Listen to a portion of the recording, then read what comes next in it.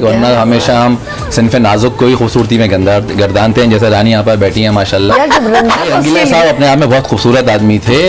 वो और बात थी कि वो एज कॉमेडियन आपने उनको देखा, लेकिन वाकई उनकी पर्सनैलिटी बहुत अच्छी है। तो ऐसा लगा कि मैं ईसा अलैहिस्सलाम के ज़माने में आया था। तकरीबन 40,72,000 लोग हर साल मर जाते हैं मोटापे से। और मैं यहाँ पे कहना चाहता हूँ कि सबसे अच्छी एक्सरसाइज है नमाज। अगर आप लोग शुरू कर दें तो अल्लाह ताला ने जो अपनी मुक़द्दस किताब है कुरान करीम में कहीं पे भी ये नहीं कहा या फरमाया कि मीठा खाना मना है। अस्सलाम वालेकुम गाइस, कैसे हैं आप लोग? और उम्मीद करता हूँ कि आप लोग सब खैरियत से होंगे। तो आप लोग देख रहे हैं कि मैं थोड़ा सा तैयार हुआ हूँ और उसकी वजह ये है कि मैं आज फिर जा रहा हूँ। मेरा एक और मॉर्निंग शो है।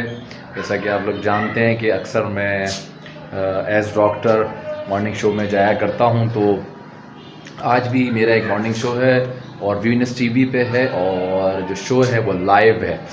तो लाइव शो की ये ख़ासियत है कि वो कंपैरेटिवली जो दूसरे रिकॉर्डेड शोज़ होते हैं उसके मुकाबले में थोड़ा सा मुश्किल होता है, लेकिन बहुत मज़ा आता है मुझे लाइव शोज़ करने में।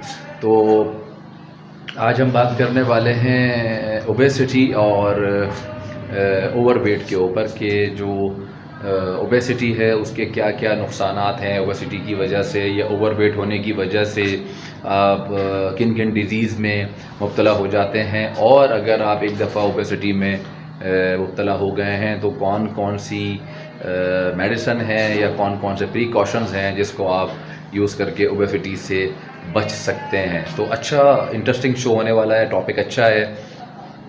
तो मैं जा रहा हूँ वीनस टीवी की तरफ।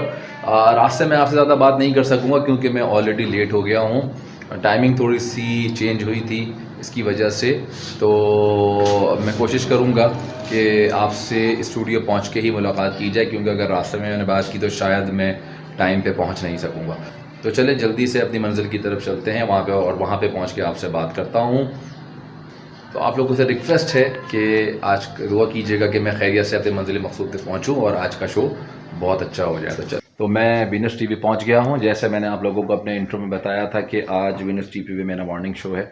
तो आज हम बात करने वाले हैं ओबेसिटी या ओवरवेट के ऊपर कि वज़न का बढ़ना क्यों है, क्या है, वज़न बढ़ने की वजह से कौन कौन सी कॉम्प्लिकेशंस होती हैं और क्या क्या बीमारियां वज़न बढ़ने की वजह से हो जाती हैं, और कौन कौन से इक़दामात हैं हमें करने चाहिए जिससे हमारा वज़न ना बढ़े, और वज़न अगर बढ़ गया है तो कौन कौन सी चीज़ें हैं हम वो कर सकते हैं जिससे हम अपने वज़न को कम कर सकते हैं। तो वो शो किसी वक्त भी शुरू हो सकता है। ऑलमोस्ट जो सारे गेस्ट हैं वो पहुंच चुके हैं।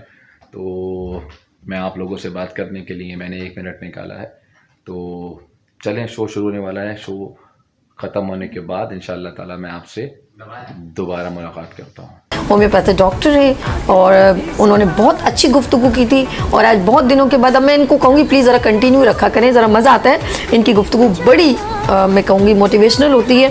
डॉक्टर जहांगीर शाह साहब हमारे साथ मौजूद है। अस्सलाम वालेकुम। First class. मैं बिल्कुल ठीक हूँ, और आपका बहुत बहुत शुक्रिया कि आपने हम लोगों को भी खूबसूरती में कंसिडर किया कि खूबसूरती हमारे साथ बैठी गल कर दियो। तो ये तो वैसे ही गुलाबी होने लगे थे। मैं तो वैसे ही बहुत शर्मीला सा हूँ, मैं तो ज़्यादा ही गुलाबी होने लगा था। बहुत बहुत शुक्रिया आपका। नहीं, आपको तारीफ ज़्यादा कर दी मैंने, ये बोला नहीं, स्मार्ट लोग हैं। मैं आपने कहा स्मार्ट तो शायद थोड़ा बहुत मैं हो जाऊँगा, लेकिन खूबसूरती किसी एक मर्द के लिए कहा जाए तो वो उसके लिए बड़ा अच्छा सा एक वर्ड लगता है। वरना हमेशा हम सिनफ नाजुक को ही खूबसूरती में गर्दानते हैं। जैसे रानी यहाँ पर बैठी है माशाल्लाह। यार जब रंगीला ये गाना गा सकता है वे सब तो सोने, उसके ऊपर वो लड़की गा सकती है।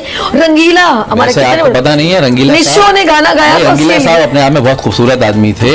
वो और बात थी कि वो एज कॉमेडियन आपने उनको देखा, लेकिन वाकई उनकी पर्सनैलिटी बहुत अच्छी है। क्या बात है।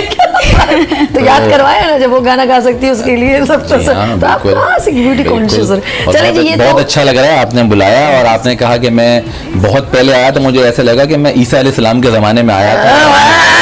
तो इतना वक्त नहीं हुआ, कुछ 6-7 महीने हुए और आपने मुझे दावत नहीं दी तो मैं नहीं आया। आज बुलाया तो मैं इसे बोलते हैं प्लेट में रख के देना। क्या बात है जहांगीर। देखा जाए तो आप मैं पूछना चाहूँगी कौन कौन सी ऐसी हमसे गलतियाँ होती हैं कि मोटापा इंडिकेट होने शुरू हो जाता है और वो क्रिएट होता जाता है और हम तवज्जो नहीं देते।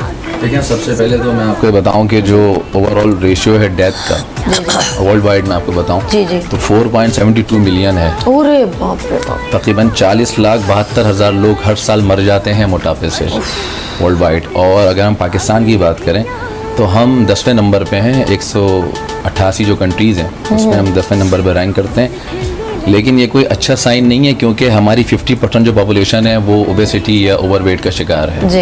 यानी कि हर दूसरा शख्स जो है वो मोटापे का शिकार है। अब आपका रहा ये सवाल कि कौन कौन सी वजूहात हैं। अभी आपा ने बहुत अच्छी बात की है, बचपन से हम शुरुआत कर देते हैं बच्चों को लेके कि माएँ मोस्टली ये करती हैं कि ओवर ईटिंग करवाती हैं बच्चों को, और जितना ज़्यादा आप इनटेक करते हैं और हमारा स्टमक उसका यूज़ टू होता चला जाता है। उसकी आसान सी मिसाल ऐसी है कि किस तरह यूज़ टू होता है। जब रमज़ान का महीना शुरू होता है हम पूरे साल जितना भी खाते हैं, लेकिन हमें 2 या 3 या 4 दिन प्रॉब्लम होती है, लेकिन 5वें दिन हमारा स्टमक उसको यूज़ टू कर लेता है और हम आदी होना शुरू हो जाते हैं कि हम इतना खाएंगे और इतना मतलब कम इनटेक करेंगे। तो ये तो मिसाल समझ में आ गई कि हम जितना ज़्यादा उसको देते जाते हैं स्टमक को, वो इतना ज़्यादा उसका आदी होता चला जाता है। तो सबसे बड़ा जो कॉज़ होता है, अगर कॉजेज़ की बात करें तो जेनेटिक कॉज है सबसे बड़ा, कि अगर माँ बाप में मोटापा है तो औलाद में आएगा ही आएगा। और सेकंड कॉज के हमारा लाइफ स्टाइल होता है कि हम डाइट कितनी लेते हैं। अगर बहुत ज़्यादा आसान लफ्ज़ों में बात की जाए तो जितनी कैलोरीज़ की हमें ज़रूरत है उतनी लेने के बाद अगर हम उसको बर्न नहीं करते तो बस ये इसको उसके बाद ना सिर्फ मोटापा बल्कि और बीमारियां कूजे में बंद करने वाली बात है। बिल्कुल बिल्कुल, जहांगीर ने बहुत अच्छी बात कही है और हम इसके बाद इनके पास फिर दोबारा आएंगे। जहांगीर शाह, आप मुझे बताएं कि अभी अगर मोटापा हो जाता है, अब मतलब किसी भी, जैसे उन्होंने कहा 3-4 रीजंस हैं। समटाइम हमारा लाइफ स्टाइल है, फिर अगर अल्लाह न करे कोई अंदर बीमारी है उसकी वजह से भी, और कुछ हमारी अपनी कोताहियाँ भी हैं। अब उसको ड्यूरेशन भी तो थोड़ा टाइम लगता है। तो हमें बेसिकली अपनी लाइफ में ऐसा क्या करना चाहिए कि हम इस तरफ जाएं ही ना? क्या इस्तेमाल करना चाहिए? डेली एक्सरसाइज करनी चाहिए क्या? देखें, अब दोनों बातों को एक ही जगह कंक्लूड करते हैं कि हो गया या हमें उसके प्रिकॉशंस लेने। 2-3-4 चीज़ें बेसिक अगर हम उसको अपनी लाइफ से निकालें तो या तो आपको मोटापा आएगा ही नहीं, और अगर आ गया तो आप बहुत जल्दी उससे निजात हासिल कर सकते हैं। सबसे पहले जो चीज़ है वो है वाइट शुगर, जिसको हम चीनी कहते हैं आसान लफ्ज़ों में। मैं मीठा नहीं कह रहा हूँ, यहाँ पे मैं क्लैरिफिकेशन दे रहा हूँ, मैं वाइट शुगर की बात कर रहा हूँ, बिल्कुल आसान लफ्ज़ में बता रहा हूँ। पहली चीज़ इसको निकाल दें अपनी लाइफ से। दूसरा, जिसको हम वाइट आटा कहते हैं उसको निकाल दें अपनी लाइफ से। सफ़ेद आटा, मैदा, सारी जो इस किस्म की चीज़ें आ रही हैं। अब मैदे में बेकरी के आइटम्स भी आ गए हैं, बात को आगे बढ़ा सकते हैं। मैदे से ही बनती हैं सारी चीज़ें। ठीक है। तीसरी चीज़ जो हकीम साहब ने अभी बात की है, जो बहुत ही मोस्ट इम्पॉर्टेंट है, जो हमारी लाइफ का हिस्सा ही बन गई, जैसे खाना पीना, नमाज, सोना, तो इस तरह फास्ट फूड हमारी ज़िंदगी का पार्ट बन गया है। एक कॉल पे आ जाता है। हाँ, बस एग्जैक्टली ऐसे आ जाता है, बहुत आसान हो गया। तो ये 2-3 चीज़ें इनको निकाल दीजिए और एक चीज़ लाइफ में ऐड कर लीजिए, वो है आपकी एक्सरसाइज। अब आप किसी भी तरीके की एक्सरसाइज को पसंद करते हैं, कोई योगा को पसंद करता है, कोई स्ट्रेंथ एक्सरसाइज को पसंद करते हैं, कुछ डांसिंग करना पसंद करते हैं, बहुत अच्छी एक्सरसाइज है। स्विमिंग बहुत अच्छी एक्सरसाइज है। और मैं यहाँ पे कहना चाहता हूँ कि सबसे अच्छी एक्सरसाइज है नमाज। अगर आप लोग शुरू कर दें तो बेहतरीन बात। तो 5 वक्त की नमाज भी अगर पढ़ते हैं तो वो सबसे बेहतरीन एक्सरसाइज है। यहाँ से तो शुरुआत करें कि नमाज, जिस तरह नमाज का हुक्म है पढ़ना जिस तरह चाहिए, तो वही एक और चीज़ कि अगर जितना सजदा कहते हैं लंबा कहते हैं ना, तो वो ब्लड सर्कुलेशन, यस, साइनस के लिए बहुत अच्छा है लंबा सजदा। जिनको साइनस की प्रॉब्लम होती है, इस पार्ट में कहते हैं दर्द रहता है, या जिनका नाक की हड्डी बड़ी होती है, आसान लफ्ज़ों में हम बात कर रहे हैं, उनके लिए बहुत अच्छा होता है लंबा सजदा। बाहर तौर तो ये 3 चीज़ें हैं अगर आप अपनी लाइफ से निकाल दें, जैसे मैंने आपसे कहा। और चौथी एक्सरसाइज आप उसको इंक्लूड कर लीजिए। कोई सी भी एक्सरसाइज करते हैं, स्ट्रेंथ एक्सरसाइज ज़रा मुश्किल होती है, मोस्टली बॉयज़ उसकी तरफ जाते हैं, लेकिन वीमेंस हैं वो बहाना करती हैं कि हम जिम नहीं जा सकते या टाइम नहीं मिलता। तो आजकल अब सब आसान कर दिया है, जैसे हमें लोग यूट्यूब पे देखेंगे आज, तो अगर आपकी एक फिंगर टिप के ऊपर है, आप कौन सी एक्सरसाइज चाहते हैं वो आपको मिल जाएंगे। टमी की आपने कहा, हमने फैट की बात की, फैट बर्न करना चाहते हैं, थाइस की। अच्छा, यहाँ मोटापे की अगर हम बात करें तो जो मेल फीमेल दोनों का मोटापा होता है वो अलग मोटापा होता है। मर्दों के जो मोस्टली मोटापा आता है तो वो टमी के ऊपर आता है, बेस लाइन जिसको हम कहते हैं, यस। तो यही एक पार्ट होता है जिसपे उनके मोटापा आता है। और वुमेन्स के जो मोटापा आता है वो थाई के ऊपर आता है, हिप्स के ऊपर आता है, लोअर पार्ट के ऊपर ज़्यादा टमी तो होती ही है।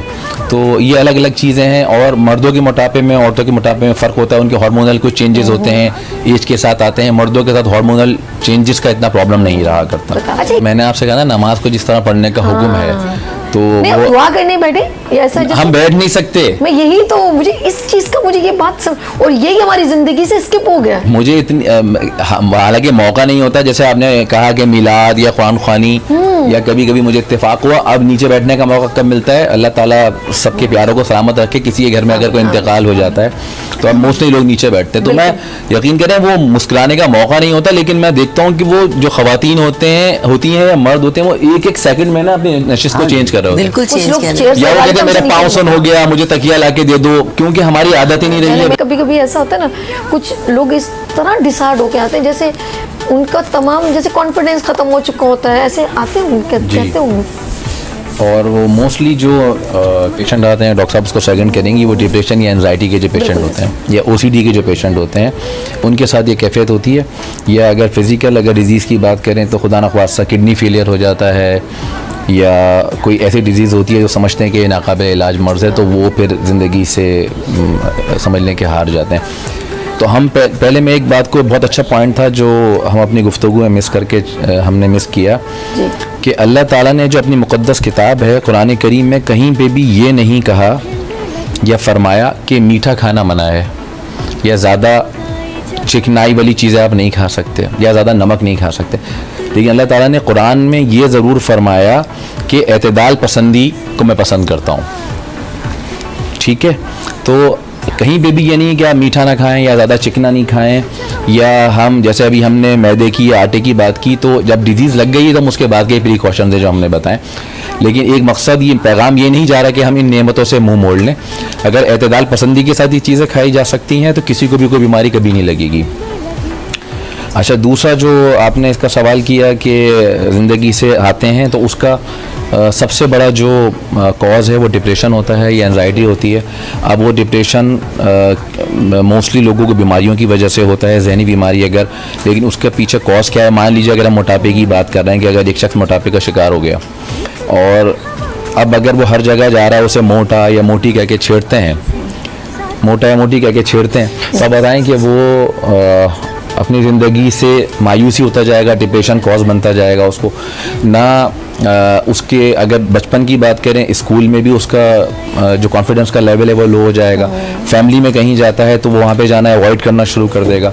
अगर आप बड़ी एज की बात करें तो अभी आपने रिश्ते की बात की थी, सबसे ज़्यादा प्रॉब्लम होता है अब तो मेल्स के लिए भी हो गया कि ज़रूरी नहीं है कि हम ये देखते हैं कि लड़की ही कि स्मार्ट हो और एक अच्छी उसमें हो, फिगर में हो, लेकिन लड़कियाँ भी बहुत ज़्यादा कॉन्शियस हैं कि उनका जो लाइफ पार्टनर है वो अच्छा दिखना चाहिए, स्मार्ट हो या हैंडसम हो। तो ये बहुत ज़्यादा मैटर करती है अब ये सारी चीज़ें। तो अगर आप लड़के की बात करें, लड़की की बात करें कि अगर आपके रिश्ते नहीं आ रहे हैं तो मोटापा सबसे बड़ा कॉज हो सकता है।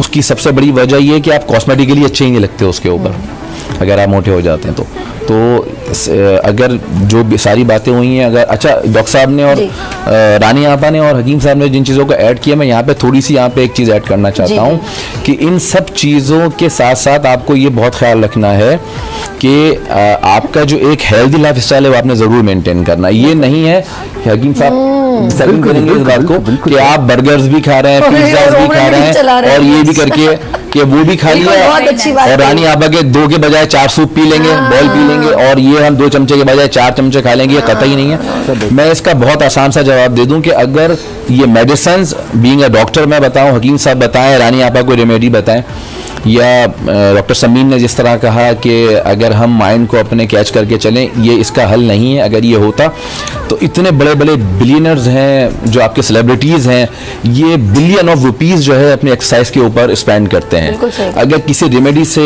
मेडिसिन से या ये टोटकों से बात बनती होती तो ये जिम जाते ही नहीं, अपने आप को 2-2 घंटे 1-1 घंटे ये थकाते ही नहीं। ये बहुत ज़्यादा ज़रूरी है हेल्दी लाइफ स्टाइल। ये मैटर करना कि आप क्या खाते हैं, इससे भी ज़्यादा ये चीज़ मैटर करती है कि आप क्या चीज़ें नहीं खाते हैं, कौन कौन सी चीज़ें आप नहीं खाते हैं या किन से आप अवॉइड करते हैं। ये सब उसके लिए है कि या तो आप प्रिकॉशन के तौर पे इन चीज़ों को ले लें, या अगर मोटापा आ गया है तो एक हेल्दी लाइफस्टाइल को मेंटेन करते हुए आप इन चीज़ों को अपनी लाइफ में ऐड करेंगे तो आप मोटापे से बच सकते हैं। अच्छा, जिस तरह आपने अभी कहा कि ऐसे बड़े बड़े सेलिब्रिटी, अब जैसे इंडिया के बहुत बड़े बिलियनियर पर्सन है मुकेश अंबानी, उनका बेटा इतना हेल्दी, इतना मोटा है, तो वही बात है कि वो उनको कंट्रोल ही नहीं होता होगा, वो जी। करते ही नहीं होंगे एक्सरसाइज। तो जिन्होंने करना होता है, लेकिन अदनान समी ने ऑपरेशन करवा जी। के इतना मुझको भी तो लिफ्ट करा दे। अदनान समी ने जब मैं भी अपनी ये सर्जरी करवाई थी तो डॉक्टर ने लास्ट कॉल दे दी थी कि अब आपके पास कोई ऑप्शन नहीं है। अदनान समी जब गए, वरना लोगों ने उनको बहुत बुरे हाल में भी देखा है। बहुत बहुत तो वरना वो लास्ट कॉल थी, वरना वो जब भी नहीं जाते। और वो भी उनकी मरूसियत में, यानी कि जेनेटिक डिजीज है। उनका बेटा भी अगर आप देखें तो वो ऑलमोस्ट अदनान समी के नक्शे कदम पे है। जहांगीर शाह, ये आपका कैमरा है, अपने नाज़रीन को प्यारा सा मैसेज दें। बहुत अच्छी बातें हुई हैं और ऑलमोस्ट सबने कोशिश की है कि अपने अपने वक्त में एक अच्छा मैसेज जो है वो दे सकें। तो मैं यहाँ पे कहना चाहूँगा कि होम्योपैथी में बहुत ही अच्छा ट्रीटमेंट है वेट लॉस करने का। लाइफ स्टाइल को मेंटेन करते हुए अगर आप मेडिसिन को यूज़ करते हैं तो without any kind of side effect आप अपने वेट को कम कर सकते हैं, हेल्दी लाइफ की तरफ आप वापस आ सकते हैं। और यहाँ पे मैसेज ये है कि वेट कम हो या ज़्यादा हो, अगर आपने खुद से नीचे देखना शुरू कर दिया और खुश रहना शुरू कर दिया और खुशियाँ बांटना शुरू कर दी, पॉजिटिविटी को महसूस करना शुरू कर दिया, तो आप वैसे ही सेहतमंद ज़िंदगी गुजारने की तरफ आ जाएंगे। क्या बात है। तो गाइस शो ख़त्म हो गया अल्हम्दुलिल्लाह, और अल्लाह के करम से, आप लोगों की दुआओं से शो बहुत अच्छा हुआ है और गेस्ट ऑलमोस्ट जा चुके हैं। बस मुझे आप लोगों से बात करनी थी। आप देख सकते हैं मेरे ये भाई जो सेट ऑलमोस्ट हटा रहे हैं, ख़त्म हो गया है प्रोग्राम। तो अब इंशाल्लाह ताला दोबारा मुलाकात होगी आपसे दूसरे शो में। तो मैं जब शो अभी अपलोड हो जाता है लाइव, आप लोगों ने देखा होगा, मैं कोशिश करूँगा कि अपने ब्लॉग में जो इसके कुछ पार्ट्स हैं वो आप लोगों को दिखा सकूँ। तो मुलाकात होती है आपसे दोबारा। तो गाइज़ चैनल से बाहर आ गया हूँ मैं और अब घर की तरफ की मेरी तैयारी है। तो इंशाल्लाह ताला घर पहुँच के मुलाकात होती है आपसे। तो चलें वापसी का सफ़र शुरू करते हैं और फिर घर पे मुलाकात होती है इंशाल्लाह। तो फिर मुलाकात हो रही है आपसे किसी नए ब्लॉग में। और आखिर में आपसे ये कहूँगा कि अगर ब्लॉग अच्छा लगा है और मेरी वीडियोस अगर आपको अच्छी लगती हैं तो चैनल को सब्सक्राइब करना बिल्कुल भी मत भूलिए। सोशल मीडिया प्लेटफॉर्म पे इसको शेयर कीजिए। मेरे मुख्तलिफ जो ब्लॉग्स होते हैं उसके अंदर मेडिकेशनल मेरे जो मुख्तलिफ ब्लॉग्स होते हैं उसके अंदर मोस्टली मेडिकल की नॉलेज होती है और वो लोगों के लिए बहुत ही ज़्यादा बेनिफिशियल होती हैं। तो इसको सदका जारिया समझ के भी शेयर कीजिए। तो इसको सदका जारिया समझ के भी शेयर कीजिए। तो मिलते हैं नेक्स्ट व्लॉग में, और जब तक के लिए डॉक्टर शाह को इजाज़त दीजिए। अल्लाह हाफ़िज़।